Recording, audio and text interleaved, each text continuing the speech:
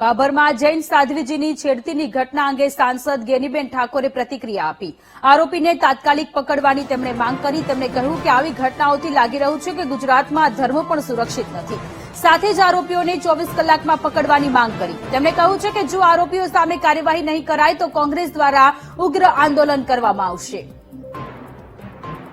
રોડિયાનગર જે વિસ્તાર છે એમાં જૈન સાધ્વીજી સાથે એક એ પ્રકારનો જ કહેવાય કે છેડતીનો જે પ્રયાસ અસામાજિક તત્વો મારફત જે ઘટના બની એ દુઃખદ ઘટના છે। કોઈ પણ સમાજનો હોય, કોઈ પણ ધર્મનો હોય, ત્યારે ધર્મ પણ સુરક્ષિત નથી એ આ ઘટના દર્શાવે છે। હું પોલીસ તંત્ર પાસે અપેક્ષા રાખું છું કે 24 કલાકની અંદર આ જે આ કૃત્યો કરવાવાળા લોકો છે એમને પકડીને જેલના હવાલે કરવામાં આવે। અગાઉ જૈન સાધુઓ ઉપર હુમલાની પણ ઘટનાઓ બનેલી છે અને જ્યારે ગુજરાતની અંદર આવું થતું હોય ત્યારે બેન બેટી સલામત તો નથી, પણ હવે ધર્મ પણ સલામત નથી।